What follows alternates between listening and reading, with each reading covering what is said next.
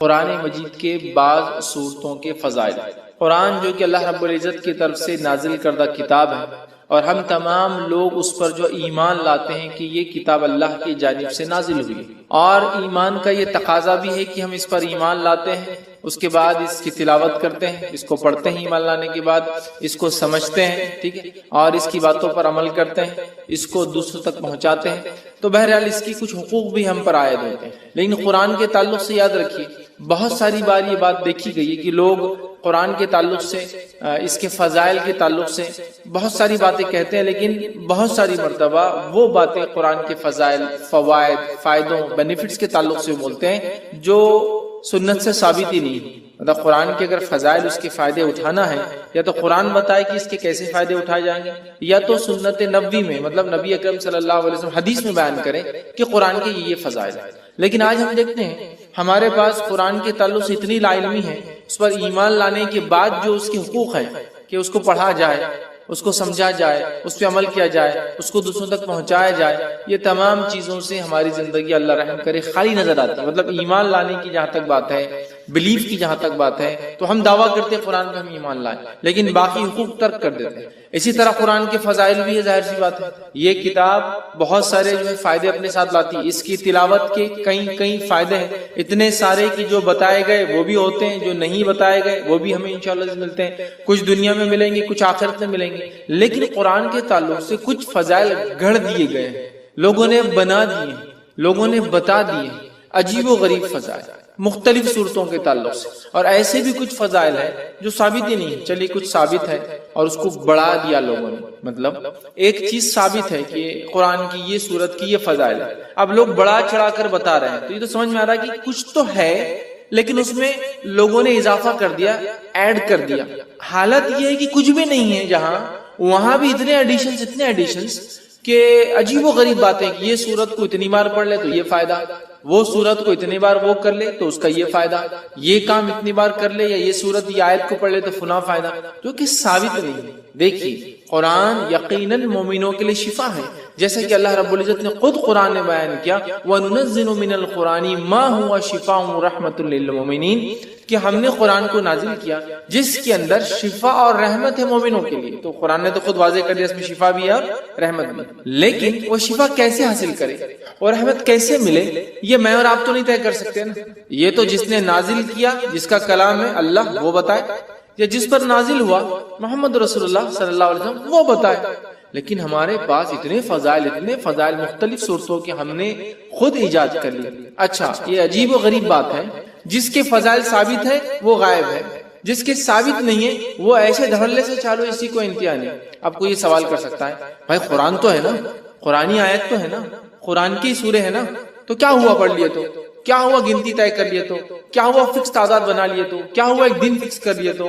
میرے بھائی، ایک دوا جب ڈاکٹر لکھتا ہے تو وہی بتاتا ہے کہ اس کا استعمال کیسے کیا جائے، میں دوا ہی تو ہے نا، ہے طریقہ بھی بتا جائے۔ تو قرآن ہے، یقین شفا ہے، رحمت ہے، برکت ہے، مغفرت ہے، دنیا اور آخرتی کامیابی ہے، لیکن یہ کامیابی کے لیے، یہ شفا، یہ رحمت، یہ برکت، یہ مغفرت کے لیے مجھے اور آپ کو اس کتاب کو ویسے ہی فالو کرنا پڑے گا جیسے بتایا گیا۔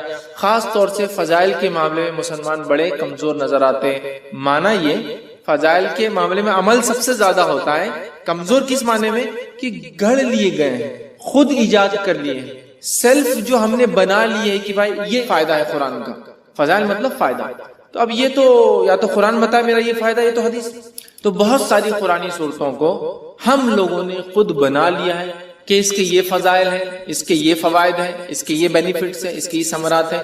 یاد رکھیے کسی بھی چیز کے فضائل کے لیے یہ ضروری ہے کہ وہ ہمارے دین اور شریعت کا حصہ ہو، ہمیں بتائے گئے ہو۔ قرآن بھی اگر ہے اور اگر کسی مخصوص تعداد میں آپ وہ صورتوں کو پڑھتے ہیں تو یہ بھی ضروری ہے کہ وہ ہمیں بتایا گیا ہو کہ ان صورتوں کو ایسی مخصوص تعداد میں پڑھنا چاہیے۔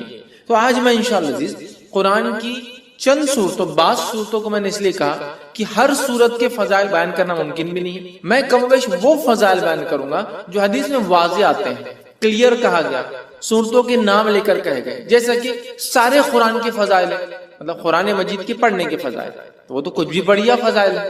لیکن جہاں ہم بولتے ہیں مخصوص صورتوں کے تعلق سے، تو آج میں آپ کے سامنے قرآن مجید کے بعض صورتوں کے انشاءاللہ فضائل رکھوں گا، اور انشاءاللہ العزیز اللہ تعالیٰ نے موقع دیا تو میں قرآن مجید کی بعض صورتوں کے نہیں، بعض آیتوں کے اور بعض الفاظ کے فائدے بھی اور فضائل بھی انشاءاللہ کبھی آئندہ وقت رکھتا ہوں۔ تو آج صورتوں کے، چیپٹرز کے، سوروں کے فضائل دیکھیں گے، پھر کبھی موقع رہا تو اس کی خاص آیتوں کے اور خاص الفاظ کے جو حدیث میں آتے ہیں وہ فضائل بھی کبھی ہم دیکھیں گے، ٹھیک ہے؟ تو بعض صورتوں کے، کیونکہ ہر کسی کی فضیلت آتی بھی نہیں، اچھا کچھ فضائل آتے ہیں لیکن وہ ضعیف ہے، موضوع ہے، مطلب ایسی حدیثیں ہیں جو نبی اکرم صلی اللہ علیہ وسلم سے ثابت نہیں، یا تو ان میں کوئی کمزوری ہے، ویکنس ہے، یا تو موضوع ہے، من گھڑت ہے، لوگوں نے خود بنا کے ڈال دیے کہ اللہ کے رسول صلی اللہ علیہ وسلم نے یہ فرمایا۔ ظاہر سی بات ہے ہم ضعیف اور موضوع روایتوں کے یہاں نہیں لے سکتے، تو لہٰذا میں وہ باتیں آپ کے سامنے رکھوں گا جو صحیح اور حسن درجے کی روایتوں سے ثابت ہے، تاکہ ہمیں قرآن مجید کی بعض صورتوں کی فضائل اگر پتہ چلے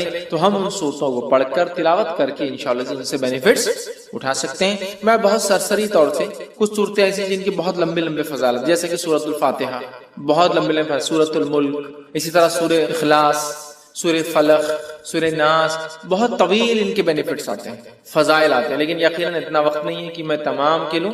یقیناً صورتوں کی تفسیر میں نے سورہ فاتحہ کی تفسیر رکھی تو اس کے سارے فضائل ماشاءاللہ اس میں رکھے۔ آج میں مختصر چنندہ اہم فضائل کو، اگر ایک صورت ہے جیسے سورۃ الکہف کئی فضائل آتے ہیں تو ظاہر سے تو پورے نہیں رکھوں گا، ان میں سے کچھ، تاکہ ہم زیادہ سے زیادہ صورتوں کے آج فضائل دیکھنے کی کوشش کریں کہ ان صورتوں کے کیا فضائل آتے ہیں، خود قرآن نے کیا بیان کیے، اور کچھ فضائل جو احادیث میں آتے ہیں انشاءاللہ وہ میں آپ کے سامنے رکھنے کی کوشش کروں گا۔ آئیے سب سے پہلے ہم دیکھتے ہیں سورۃ الفاتحہ، ترتیب میں جائیں گے انشاءاللہ، لیکن ترتیب میں جب ایک حدیث میں کئی صورتوں کے فضائل اگر آئیں گے تو میں پھر اس کو وہیں رکھ دوں گا، وہ صورت کو ہم بعد میں نہیں دیکھیں گے، ٹھیک؟ ورنہ کوشش کریں گے کہ ہم سیکوینشلی جائیں سورۃ الفاتحہ سے۔ تو سب سے پہلی سورت قرآن کی سورۃ الفاتحہ ہے، اور سورہ فاتحہ کی یاد رکھیے بہت بہت بہت فضیلت ہے، اتنی فضیلت ہے کہ جس کی کوئی انتہا نہیں۔ اس سورت کے نام ہی ہمیں بتا دیں گے کہ اس کی فضیلت کتنی ہے، ٹھیک؟ اس سورت کے ناموں سے ایک نام ہے ام القرآن، قرآن کی ماں، ایک نام ہے سبا مثانی، 7 بار بار پڑھی جانے والی آیت ہے، ایک نام ہے قرآن عظیم، مطلب خود سورہ فاتحہ کو بڑا قرآن کہا گیا ہے، اس کا ایک نام ہے سورہ الحمد، اسی طرح سورۃ الشکر، سورہ الدعاء، سورہ الشافیہ، سورہ الکافیہ، سورہ کنز، شفا والی، کافی ہو جانے والی، خزانہ، ٹھیک ہے، دعا، تعریف، الحمد، کئی نام اس کے آتے ہیں، ان کے نام ہی خود بتاتے ہیں اس سورت کے کتنے سارے فضائل۔ اور فاتحہ اس لیے کہا جاتا ہے کہ اس سے قرآن شروع ہوتا ہے، فاتحہ افتتاح سے لفظ آتا ہے، اس کا مطلب فتح مطلب کھلنا، اوپننگ، تو چونکہ قرآن اس سے کھلتا ہے اسی لیے اس کو سورہ فاتحہ کہا جاتا ہے، قرآن اس سے شروع ہوتا ہے۔ آئیے اس کی فضائل میں سے ایک فضیلت جو آتی ہے وہ یہ ہے، جامع ترمذی کی روایت ہے جو حضرت ابی بن کعب رضی اللہ عنہ فرماتے اور کہتے ہیں رسول اللہ صلی اللہ علیہ وسلم فرمایا کہ اس ذات کی قسم جس کی ہاتھ میں میری جان ہے، سورۃ الفاتحہ جیسی سورت نہ تو توریت میں نازل کی گئی، نہ تو انجیل میں نازل کی گئی، نہ زبور میں نازل کی گئی، یہ 7 آیتیں ہیں جو بار بار پڑھی جاتی ہے، یہی قرآن عظیم ہے اور جو مجھے دیا گیا ہے۔ تو یہاں دیکھیے سورۃ الفاتحہ کی فضیلت میں جو آپ بیان کریں، ایک ایسی سورت ہے جو اس سے پہلے نہ توریت میں نازل ہوئی، نہ زبور میں نازل ہوئی، نہ انجیل میں نازل ہوئی، ٹھیک ہے، اور یہی سبا مثانی ہے، مطلب قرآن نے کہا نا وَلَقَدْ آتَيْنَاكَ سَبْعًا مِنَ الْمَثَانِِ وَالْقُرْآنِ الْعَظِيمِ، اے نبی ہم نے آپ کو 7 بار بار پڑھی جانے والی آیتیں، سبعًا مِنَ الْمَثَانِِ وَالْقُرْآنِ الْعَظِيمِ، اور ایک بڑا قرآن دیا۔ جب پوچھا گیا یہ 7 بار بار پڑھی جانے والی آیتیں اور قرآن عظیم کیا ہے تو کہا سورہ فاتحہ۔ سورہ فاتحہ قرآن کہا گیا، قرآن عظیم بڑا قرآن کہا گیا، اس کتنے فضائل، تو کہا نہ اس سے پہلے یہ توریت میں نازل ہوئی، نہ زبور میں، نہ انجیل، کتنی بڑی فضیلت ہے، اور امت محمدیہ کو ہی صرف یہ سورت دی گئی ہے، اس سے پہلے نہیں دی گئی تھی۔ کتنے فضائل ہیں سورت کے، اس سے میں سمجھتا ہوں ہم اندازہ لگا سکتے ہیں۔ اسی طرح جو ہے تمام جسمانی جو ہے عوارض کے لیے سورہ فاتحہ پڑھ کر دم کرنا شفا کا باعث ہے، تمام جسمانی کوئی تکلیف انسان کو ہو سورۃ الفاتحہ کو پڑھ کر دم کیا جا سکتا ہے۔ اس کے تعلق سے بخاری کی روایت ہے، ابو سعید خدری رضی اللہ عنہ فرماتے ہیں اور کہتے ہیں کہ ہم لوگ جو ہے سفر میں تھے اور ایک جگہ جو ہے پڑاؤ ڈالا تو ایک لڑکی آئی اور کہنے لگی اس قبیلے کے سردار کو بچھو نے جو ہے کاٹ لیا ہے، کیا آپ میں سے کوئی ہے جو اس کو جھاڑ پھونک کرے گا، بچھو کے زہر کو اتارے گا؟ پڑھنے سے، رقیہ کرنے سے، کسی چیز کو دم کرنے سے بچھو کا زہر کیسے اترتا ہے؟ کوئی آدمی سوچ سکتا نا، اور حدیث میں آتا ہے کہ بچھو کا زہر سورہ فاتحہ سے اتارا گیا. ٹھیک ہے، بہرحال میں حدیث رکھتا ہوں پھر اس کی تفصیلات سمجھاتا ہوں. تو کوئی ہے جو اس کا علاج کر دے، کوئی دم پھونک کرنے والا ہے. ایک آدمی جو ہے اس کے ساتھ جو چل دیا، مطلب صحابہ میں سے ایک آدمی ان کے ساتھ جو چل دیا، حالانکہ اس نے کبھی نہیں اس کے بارے میں سنا تھا کہ یہ دم کرتا ہے. ٹھیک ہے، جب دم کرنے والا پلٹ کر واپس آیا تو اس سے پوچھا گیا کہ تم دم کرنا جانتے بھی ہو؟ دم سمجھتے ہیں پڑھ کر ایسا پھونکنا کہ تھوڑا تھوک اڑے دم. تو کیا تم جانتے بھی ہو دم کیا ہوتا ہے؟ تم نے کر کے آیا یا یوں ہی کہہ دیا کہ مجھے دم آتا ہے ویسے چلے گئے اٹھ کر؟ ٹھیک ہے، اس نے کہا نہیں، میں نے تو بس سورہ فاتحہ پڑھی اور پھونک مار دی.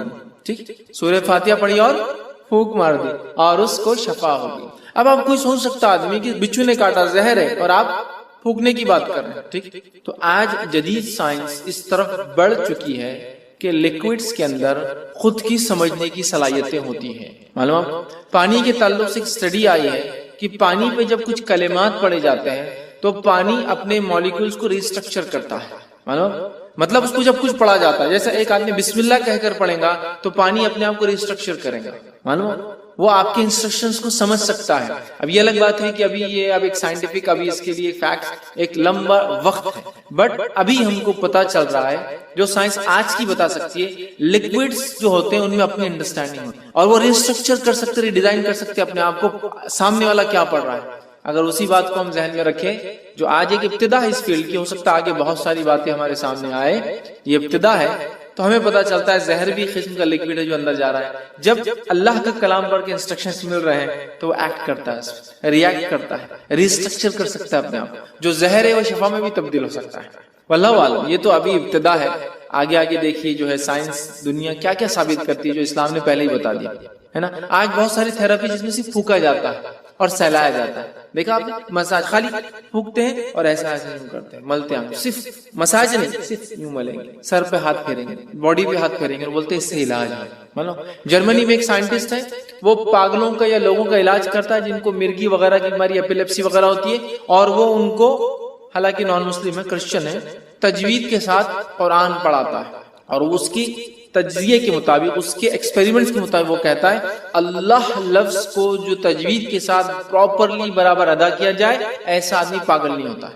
وہ مسلمان نہیں ہے، لیکن اس کی تھراپی کہتی ہے کہ یہ لفظ کو صحیح بولنے سے مینٹلی آدمی اچھا رہتا ہے. سبحان اللہ. ٹھیک ہے، تو بہرحال تو زہر کا اتارا ہے، اس لیے میں نے کہا کہ جسمانی بیماریوں کا اس کے اندر علاج ہے. اسی طرح سورۃ الفاتحہ کی فضیلت یہ ہے، جادو، جن، مرگی یا کسی پر سایہ یا کسی چیز کا اثر ہو، بیماری اگر کسی انسان کو ہو اور صبح اور شام جو ہے 3 مرتبہ سورہ فاتحہ پڑھ کر دم کی جائے تو اس کو شفا مل جاتی ہے. جادو، کوئی اثر، آصیب جس کو کہتے ہیں، ٹھیک ہے، مرگی، ایپیلیپسی، اس جیسی کوئی بھی بیماری ہو انسان کو، اگر سورۃ الفاتحہ صبح اور شام 3 مرتبہ پڑھ کے دم کی جائے تو اس کو فائدہ ہوتا ہے. جس کے تعلق سے ابو داؤد کی روایت ہے، ایک لمبا واقعہ ہے. خارجہ بن سلت رضی اللہ عنہ کا جو اس کے راوی، وہ کہتے ہیں کہ ان کے چچا نے روایت کیا کہ وہ ایک سفر میں تھے اور وہ ایک جگہ سے گزرے جہاں ایک آدمی کو لایا گیا جو زنجیروں میں جکڑا ہوا تھا، مطلب اس کو باندھا ہوا تھا رسیوں وغیرہ میں.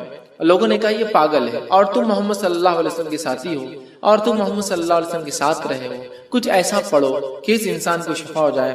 صحابہ اس کو صبح اور شام 3 مرتبہ سورہ فاتحہ پڑھتے اور اس پر دم کرتے، تھک تھکی لگا تھوکتے کرتے، اور وہ کہتے تھوڑے دن یہ کیا اور اس کے بعد وہ آدمی ایسا فریش ہو گیا جیسے کہ غلام تھا، آزاد کر دیا گیا، ایک دم اچھا ہو گیا، شفایاب ہو گیا. ٹھیک ہے، اور جو ہے روایت بہت لمبی اور بھی بہت ساری باتیں اس میں. ہم کو جو فضائل لینا تھا وہ یہ تھے کہ اس کے پڑھنے سے ذہنی بیماری، پاگل پن، مرگی، جن، سایہ، جو بھی بہرحال بولتے لوگ، نظر بد، سب کا علاج الحمدللہ اس سورت کے اندر. ٹھیک ہے، آئیے دوسرے سورۃ البقرہ.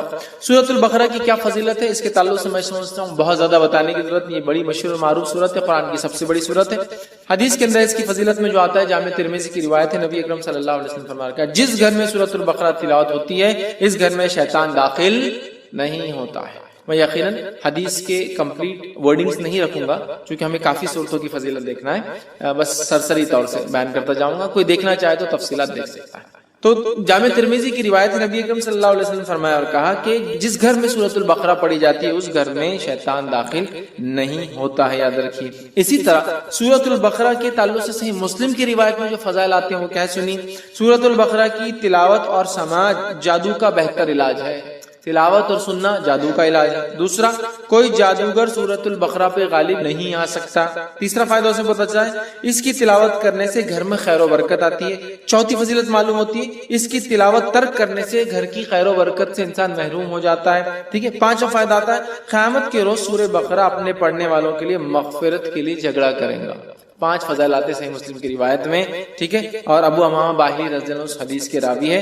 حدیث کے اندر جو آتا ہے وہ یہ ہے قرآن پڑھا کرو، وہ قیامت کے روز اپنے پڑھنے والوں کی سفارش کرے گا، خصوصاً 2 روشن صورتیں تلاوت کرو، سورۃ البقرہ، سورہ آل عمران، ٹھیک ہے۔ قیامت کے روز یہ اس طرح قطار میں آئیں گی جیسے بادل آتے ہوں، یا 2 سائبان، مطلب 2 سائبان ہے یا پھر بادلوں کے جیسے ہی سایہ لے کر آئیں گے، ٹھیک ہے، یا جیسے قطار میں اڑنے والے پرندوں کی طرح یہ جو ہے آئیں گے اور اپنے پڑھنے والے کی طرف جھگڑا کریں گے۔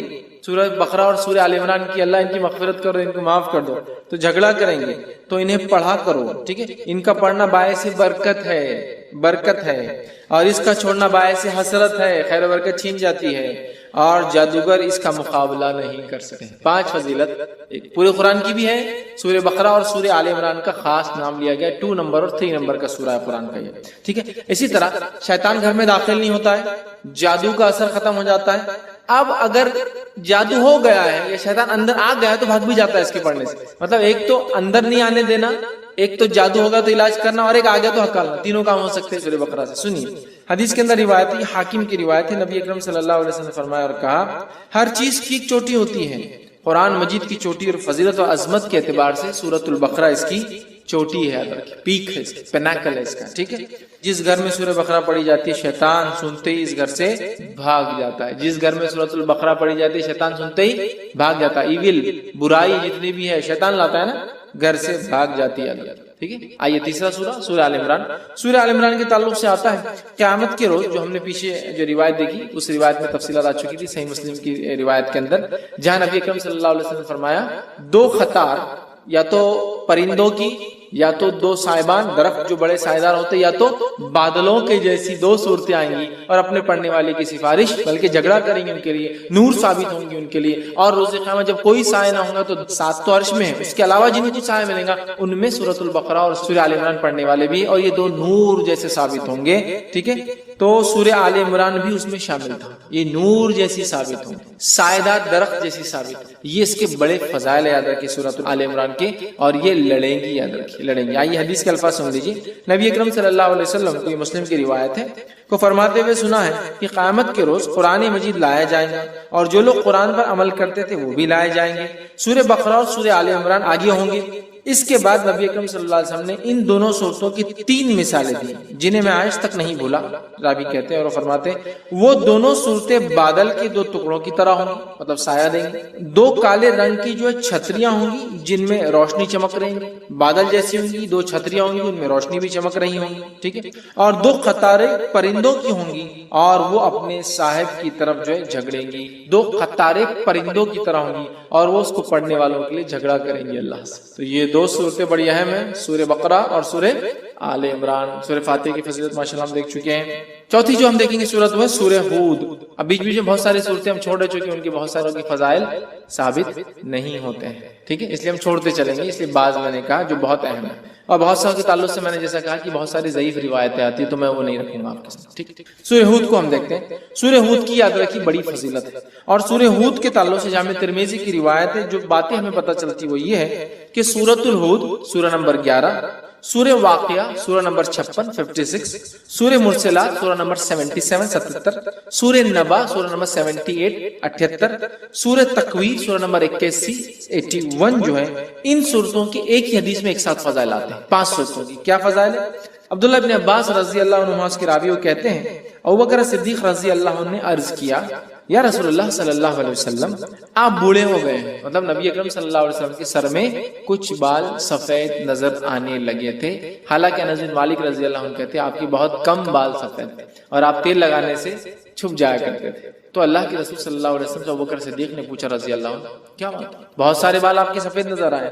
تب اللہ کے رسول صلی اللہ علیہ وسلم فرمایا مجھے سورہ ہود، سورہ واقعہ، سورہ مرسلات، سورہ نبا، سورہ تکویر نے بوڑھا کر دیا ہے، مطلب یہ صورتیں قیامت کا منظر پیش کرتی ہے۔ یہ صورتوں نے قوموں کے واقعات، یہ صورتوں نے قوموں کے ایمان نہ لانے پر کیسے عذابات آئے۔ سورہ ہود پڑھی آپ، کتنی قوموں کے واقعات، نوح علیہ السلام کا واقعہ، صالح علیہ السلام کا واقعہ، شعیب علیہ السلام کا واقعہ، ہود علیہ السلام کا واقعہ، ہے نا، کتنے واقعات۔ تو ان واقعات نے، ان قصوں نے، ان باتوں نے، جو واقعات یہاں ہوئے ہیں، جو قوموں کے ساتھ سلوک ہوا ہے، میری قوم بھی ایمان نہیں لا رہی، ان کے ساتھ بھی یہ ہو سکتا ہے نا، میرے بعد کے لوگ، تو اللہ کے رسول صلی اللہ علیہ وسلم یہ صورت نازل ہوئی۔ تو آپ غور کر کے، فکر کر کے، سوچنے کی بنیاد پر آپ کے بال جو ہے سفید ہونے لگے۔ لیکن اس سے ایک بات جو پتہ چلی وہ یہ ہے، یہ وہ صورتیں ہیں جن کے پڑھنے سے آخرت کی فکر پیدا ہوتی ہے، اس کی فضیلت ہے۔ آخرت کی فکر اور ایکسٹرا آرڈنری فکر کرنے سے آدمی بوڑھا ہونا شروع ہو جاتا ہے۔ بولتے ہیں لوگ ارے وقت سے پہلے بال سفید ہو، کیا فکر ہے تم کو؟ بولتے ہیں آخرت، اور آخرت بڑی اہم چیز ہے، یاد رکھیں۔ تو 5 صورتیں اس میں آگئے۔ اسی طرح جو ہے سورہ بنی اسرائیل دیکھیں گے، سورہ نمبر 17۔ سورہ بنی اسرائیل کے تعلق سے یاد رکھیے یہ بڑی اہم صورت ہے، اور نبی اکرم صلی اللہ علیہ وسلم کے تعلق سے جامع ترمذی کی روایت ہے، یوں آتا ہے، عائشہ رضی اللہ عنہا فرماتی اور کہتی ہے نبی اکرم صلی اللہ علیہ وسلم اس وقت تک نہیں سوتے تھے جب تک سورہ بنی اسرائیل اور سورہ الزمر، سورہ الزمر، سورہ بنی اسرائیل سورہ نمبر 17، سورہ الزمر سورہ نمبر 39، سورہ الزمر کی تلاوت نہیں کر لیتے تھے۔ نبی اکرم صلی اللہ علیہ وسلم نہیں سوتے جب تک کہ 2 صورتوں کی تلاوت نہ کرتے، سورہ بنی اسرائیل، ٹھیک ہے، یا سورہ اسراء سورہ نمبر 17، اور دوسرا آپ فرماتی ہے کہتے سورہ الزمر، سورہ زمر سورہ نمبر 39 نمبر کا ہے۔ یہ 2 کی جب تک تلاوت نہ کرتے جب تک آپ سوتے نہیں تھے، ٹھیک۔ تو اس سے پتا چلا نبی اکرم صلی اللہ علیہ وسلم جس سورت کی تلاوت کر کے سو رہے ہیں، یقیناً وہ سورت بڑی اہمیت کی، بڑی اہمیت کی حامل ہے، ٹھیک ہے۔ تو یہ 2 صورتوں کے تعلق سے آتا ہے کہ آپ سونے سے پہلے اس کو تلاوت کیا کریں۔ آئیے آگے بڑھتے ہیں، سورہ نمبر 18 سورہ کہف دیکھتے ہیں۔ سورہ کہف بڑی مشہور اور معروف سورت ہے۔ صرف اگر اتنا کہہ دوں کہ نبی اکرم صلی اللہ علیہ وسلم نے تاکید کی کہ جمعہ کو پڑھا کرو ایوری فرائیڈے، تو میں سمجھتا ہوں اتنا ہی ہمارے لیے کافی ہے، بٹ اس کے کئی فضائل آتے ہیں الحمدللہ۔ سورہ نمبر 18 سورہ کہف کی جو فضیلت آتی ہے وہ یہ ہے، جو شخص اس کی ابتدائی 10 آیتوں کو حفظ کر لے گا اور تلاوت کرے گا، دجال کے فتنے سے محفوظ رہے گا، دجال کے فتنے سے محفوظ رہیں گے۔ اور سورۃ الکہف کی ابتدا میں نوجوانوں کا واقعہ آتا ہے جو اپنے وقت کے بادشاہ کے فتنے سے محفوظ رہے، جس نے اپنے آپ کو معبود، رب، گاڈ ڈکلیئر کر پورا واقعہ نا، اصحاب کہف، دا پیپل آف دا کیو، غار والے لوگ ہیں نا، پورا واقعہ اسی سے لفظ سورت کا نام بھی کہف ہے۔ سورہ نمبر 18 جو اس کی 10 آیتوں کا حفظ کر لیں گا اور اس کی تلاوت کریں گا، فتنہ دجال سے بچ جائیں گا۔ اور آپ کو پتا ہے فتنہ دجال کیا ہے؟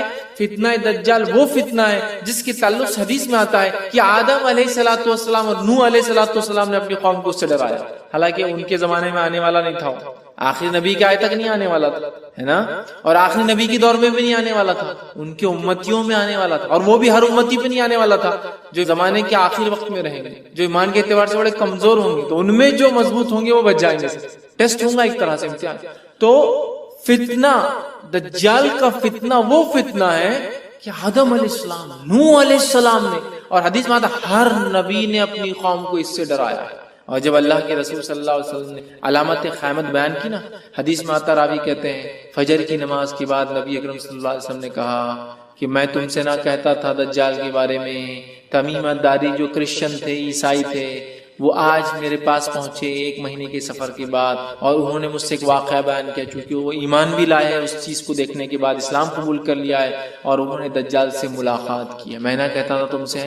اور اس کے بعد نبی اکرم صلی اللہ علیہ وسلم سناتے گئے، راوی کہتے ہیں ظہر کا وقت آ گیا، ہم نے ظہر کی نماز پڑھی، پھر علامت قیامت اب بتاتے گئے، عصر کا وقت آ گیا، ہم نے عصر کی نماز پڑھی، پھر علامت قیامت بتاتے گئے، اور صحابہ کہتے ہیں جب پوری علامتیں آپ نے ہم کو دن بھر میں بتا دی تو ہم اتنے خوف زدہ ہو گئے کہ کسی جھاڑی کے پاس سے جاتے ڈر لگنا شروع، کسی جھاڑ کے پاس سے ڈر لگتا تھا کہ دجال نکل کے آنا جا لگا، اتنا ڈرا، دجال اتنی خطرناک، اور اس سے سیفٹی کے لیے صرف 10 آیتیں یاد کرنا ہے، 10 جملے، 10 سینٹنسز یاد کر لو، محفوظ۔ اب آپ بولیں گے 10 جملوں سے کیسا محفوظ ہو سکتا ہے انسان؟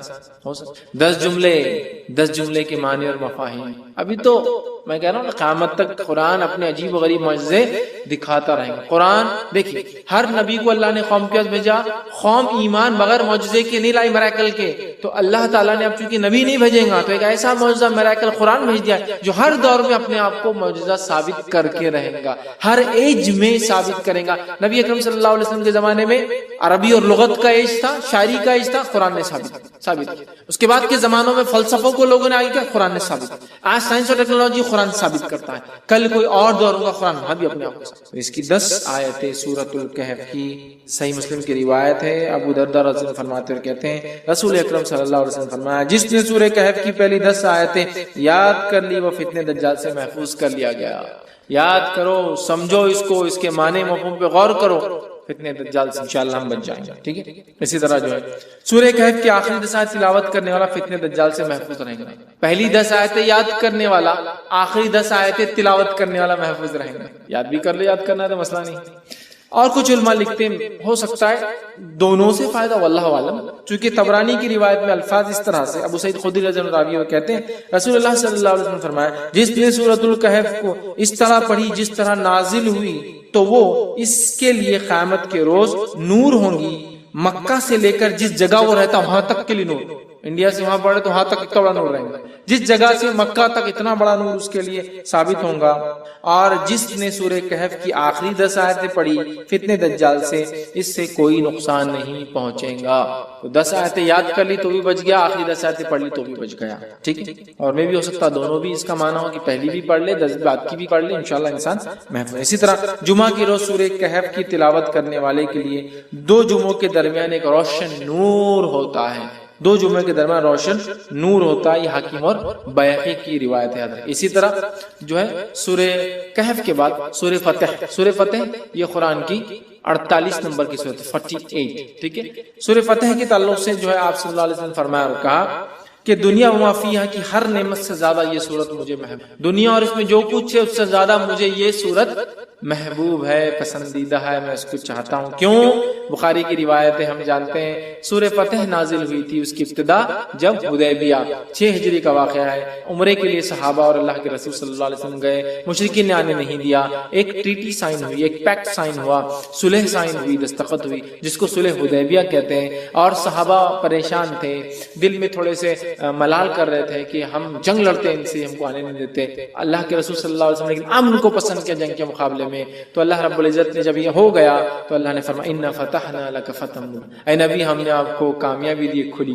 صحابہ وہ خوش ہو گئے کہ ہم کو تو دنیاوی لگ رہا تھا، ہم تو معاہدہ کر کے پیچھے رہ گئے. قرآن کہہ رہا ہے فتح مبین ہے. تو آپ سے فرما رہے اس سے زیادہ مجھے کوئی صورت پسند نہیں. اس کے تعلق سے ایک طویل لمبا واقعہ ہے. عمر ابن خطاب رضی اللہ عنہ نے اللہ کے رسول صلی اللہ علیہ وسلم ایک مسئلہ پوچھا. بخاری کی روایت. یہ مسئلہ کب پوچھا؟ جب آپ نبی اکرم صلی اللہ علیہ وسلم تھوڑی سی پہلے بحث کر چکے تھے. واقعہ معلوم ہے نا؟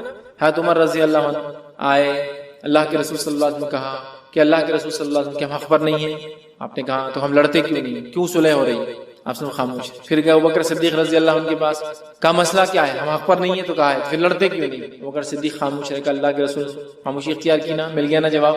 اب شاید اس کے بعد یہ سوال کرے، روایت میں تفصیلات نہیں آتی، میں سمجھ رہا ہوں اس کی ترتیب سے. حضرت عمر نے مسئلے کا سوال پوچھا، آپ نے جواب دیا. پھر پوچھا، آپ نے جواب دیا. پھر پوچھا، 3 بار پوچھا، آپ خاموش. اب حضرت عمر رضی اللہ عنہ آگے نکل گئے قافلے میں اور دل میں سوچ رہے ہیں کیوں میں نے 3 بار سوال کر. اگر اللہ کے رسول صلی اللہ علیہ وسلم ناراض ہو گئے تو اللہ کو قرآن کی آیت ہی اتار دیں گا.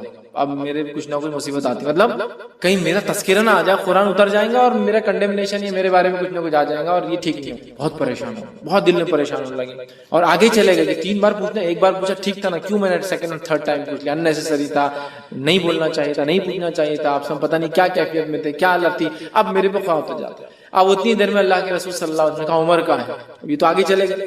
ایک صحابی کا دیکھو جا کے عمر، وہ آگے گئے اور چلائے عمر تمہیں اللہ کے رسول صلی اللہ علیہ وسلم بلا رہا. حضرت عمر گھبرا گئے، کہا اب کچھ تو بھی ہو گیا، کوئی آیت اتر گئی میرے خلاف، چونکہ میں نے انیسری ڈسٹرب کر. نبی نے ایک بار جواب نہیں دیا، خاموش رہ جانا تھا. دوسری بار پھر خاموش رہ جانا تھا. 3 بار کر وہ گئے. تب نبی اکرم صلی اللہ علیہ وسلم نے پوچھا، جب کہ ڈرتے ہوئے جا رہے تھے کہ میرے بارے میں کچھ نہ اتر گیا ہو. آپ نے فرمایا میرے لیے کہ قرآن تو نہیں نازل ہو گیا؟ کہ آپ نے فرمایا آج رات مجھ پر ایک سورت نازل کی گئی ہے جو مجھے ہر اس چیز سے محبوب ہے جس پر سورج طلوع ہوتا ہے، مطلب سورج جس پر نکلتا ہے. اِنَّا فَتَحْنَا لَكَ فَتْحًا مُبِينًا، اسے بخاری نے روایت کیا، مطلب سورہ فتح نازل ہوئی تھی، کہا یہ سورت مجھے سب سے زیادہ پسند، چونکہ ظاہری اعتبار سے ناکامی نظر آ رہی تھی لیکن اللہ ہی جانتا تھا یہ بڑی کامیابی تھی۔ کیسا؟ صلح حدیبیہ کے بعد اسلام جو ہے پورے عالم میں پھیلنا شروع ہوا، اور آنے والے 3 سے 4 سالوں میں کئی ممالک مسلمان ہو گئے اسلام کو، کیونکہ اب امن سائن ہو گیا، اب خطوط جانے لگے اور مبلغین جانے لگے، اور بہت سارے لوگ سمجھ گئے کہ قریش نے معاہدہ کرا مطلب جھک گئے ہے نا۔ قریش کہتے ہیں سب سے بڑی مچھلی کو سمندر کی، جس کو کسی دوسرے پانی کے جانور سے خطرہ نہیں ہوتا، اور یہ جب چاہے کسی کو بھی نگل سکتی ہے، اس کو کہتے ہیں قریش۔ جب سب سے بڑی مچھلی نے معاہدہ کر لیا تو باقی کا کیا سمندر میں، سمجھتے نا۔ قریش کا معاہدہ آٹومیٹک سگنل تھا کہ اب محمد صلی اللہ علیہ وسلم ان کے ساتھی کوئی معمولی لوگ نہیں رہے۔ ایک زمانے میں جن کو مسئلہ اور کچلا اور قتل کیا گیا، اب یہ وہ لوگ ہیں جن کی عزت اور اکرام کرنا ہماری مجبوری۔ حدیبیہ سائن یونیٹڈ بہرحال، تو آپ نے کہا مجھے پسند ہے۔ اسی طرح سورہ ملک سورہ نمبر 67 سورہ ملک کی بھی یاد رکھیے، بڑی جو ہے فضیلت جو ہے آتی ہے، اور اس کے فضائل میں یاد رکھیے آتا ہے جو نبی اکرم صلی اللہ علیہ وسلم کے تعلق سے آتا ہے کہ آپ نے فرمایا، جامع ترمذی کی روایت، حدیث کے الفاظ جابر رضی اللہ عنہ فرماتے اور کہتے ہیں کہ اللہ کے رسول صلی اللہ علیہ وسلم اس وقت تک نہ سوتے جب تک سورہ علم تنزیل مطلب سورہ سجدہ کو علم تنزیل بھی بولتے ہیں، اس کی ابتدا جو ہے، ٹھیک، علم تنزیل سورہ سجدہ سورہ نمبر 32، اور تبارک الذی بیدہ الملک سورہ نمبر 66، سورہ ملک سورہ تبارک الذی نہ پڑھتے جب تک نہ سوتے، سورہ سجدہ سورہ نمبر 32 اور سورہ ملک سورہ نمبر 67۔ اب کوئی آدمی سن سکتا سورہ بنی اسرائیل اور سورہ زمر ایک جگہ آ رہا ہے، بہت بڑی صورتیں ہیں 17 اور 39، کہیں آ رہا ہے سورہ ملک اور سورہ سجدہ 32 اور 67۔ تو ہو سکتا ہے نبی اکرم صلی اللہ علیہ وسلم کچھ صورتیں معمول پڑھتے ہوں گے اور کچھ صورتیں کبھی پڑھتے اور کبھی نہیں پڑھتے ہوں گے، جس نے جب جو دیکھا اس نے وہ عمل کو روایت کر دیا، سمجھ رہے بات؟ کچھ صورتیں آپ معمول پڑھتے ہوں گے، کنٹینیوسلی پڑھتے ہوں گے، اور کچھ صورتیں آپ کبھی پڑھتے ہوں گے اور کبھی نہیں، مطلب ایک سیٹ آف صورتیں آج، ایک سیٹ آف صورتیں کل، آپ اور ہم بھی کر سکتے ہیں، کبھی سورہ بنی اسرائیل اور سورہ زمر پڑھ کے سو گئے، کبھی سورہ ملک اور سورہ سجدہ پڑھ کے سو گئے، ہے نا۔ اور آپ سے کچھ صورتیں مسلسل مکمل ہمیشہ، سورہ اخلاص، سورہ فلق، سورہ ناس، چھوٹی چھوٹی ہمیشہ، تو یہ آپ کا معمول الگ الگ وقتوں میں رہا ہوں گا، اور دیکھنے والے نے جب دیکھا اس نے وہ بات آپ کی روایت کر دی، یا واللہ عالم آپ سب ایک ساتھ کرتے ہیں، واللہ عالم، اللہ ہی بہتر، ٹھیک ہے۔ تو بہرحال اس میں آتا ہے کہ آپ 2 صورتیں، مطلب الف لام میم تنزیل، ٹھیک ہے، مطلب یہ سورہ سجدہ اور اس کے بعد تبارک الذی بیدہ الملک سورہ نمبر 67 پڑھتے ہیں۔ سورہ ملک کو آپ صلی اللہ علیہ وسلم فرماتے اور کہتے ہیں، حاکم کی روایت ہے، عبداللہ بن مسعود رضی اللہ عنہ کے راوی کہتے ہیں سورہ ملک تبارک الذی بیدہ الملک عذاب قبر سے رکاوٹ ہے، آپ سے روز پڑھتے اور یہ عذاب قبر سے رکاوٹ ہے، آڑ ہے، ڈیفنس ہے میرا اور آپ کا، یاد رکھیے۔ اسی طرح جو ہے سورہ ملک قیامت کے روز اپنے پڑھنے والوں کے لیے سفارش کریں گی، ابن ماجہ کی روایت، سورہ ملک سفارش کریں گی، یاد رکھیے، حتیٰ کہ وہ جھگڑا کریں گی اور اس پڑھنے والے کو بخشا کے لے جائیں گے، خبر میں بھی بینیفٹ، آخرت میں بینیفٹ۔ سورہ ملک تبارک الذی بیدہ الملک، ٹھیک، وہو علی کل شیء، یہ آپ پڑھیں گے، اس کی فائدے۔ اسی طرح سورہ ملک پڑھنے والے کی مغفرت کے لیے قیامت کے روز اللہ تعالیٰ سے یہ سورہ جھگڑا کریں گی اور جنت میں لے جائیں گی، عذاب قبر سے محفوظ رکھیں گی، آخرت میں اللہ تعالیٰ سے جو مجادلہ کریں گی، جھگڑا کریں گی، اور جنت میں بھی لے جائیں گی اپنے پڑھنے والے کو، ٹھیک۔ یہ جو ہے طبرانی کی روایت میں کہ جنت میں لے جائیں گے، ٹھیک۔ بہت ہی جو ہے اہم صورت ہے۔ اس کے تعلق سے ایک بات جو آتی ہے، ابن کثیر رحمہ اللہ نے اپنی تفسیر میں سورہ ملک کی اس کو روایت کیا، وہ روایت اس طرح سے، سورہ ملک خود پڑھنی چاہیے اپنے بیوی بچوں کو، حتیٰ کہ اپنے پڑوسیوں کو بھی اس کے پڑھنے کی تلقین کرنا چاہیے، اور صحابہ ایسا کرتے تھے، خود پڑھتے تھے، اپنے بیوی بچوں کو بولتے تھے، اور پڑوس پڑوس میں بولتے تھے سورہ ملک پڑھا کرو بھائی، سورہ ملک پڑھا کرو، سمجھ رہے آپ، ہمیں بھی کرنا چاہیے۔ اسی طرح آگے بڑھتے ہیں، سورہ نمبر 76 سورہ جو ہے دہر یا سورہ انسان 76 سورہ دہر، اس کی انشاءاللہ دیکھتے فضائل۔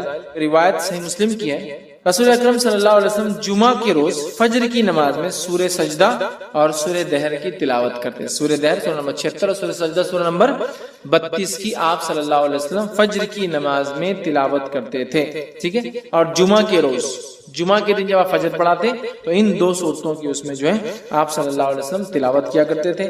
اسی طرح سے مسلم کی ہی روایت میں الفاظ اس طرح سے آتے ہیں، عبداللہ ابن عباس رضی اللہ عنہ اس کے راوی فرماتے ہیں رسول اللہ صلی اللہ علیہ وسلم جمعہ کے روز نماز فجر کی پہلی رکعت میں سورہ سجدہ، دوسری رکعت میں سورہ دہر کی تلاوت فرماتے، اور اسی طرح جمعہ کی نماز میں سورہ جمعہ اور سورہ منافقون کی تلاوت کرتے۔ جمعہ کی فجر میں یہ 2 اور جمعہ کی نماز میں، جمعہ کی جو نماز ہوتی ہے اس میں خاص نماز میں آپ سورہ جمعہ سورہ نمبر 62 62 اور سورہ منافقون سورہ نمبر 63 63 آپ پڑھا کرتے ہیں. تو ظاہر سی بات ہے اللہ کے رسول صلی اللہ علیہ وسلم کی سلیکشن بہت امپورٹنٹ ہے، کچھ نہ کچھ مقصد ہے اس کے پیچھے. ٹھیک، تو یہ اس کی فضیلت ثابت کرتا ہے. اسی طرح نبی اکرم صلی اللہ علیہ وسلم کے تعلق سے آتا ہے کہ آپ جو ہے مسبحات پڑھے بغیر نہیں سوتے.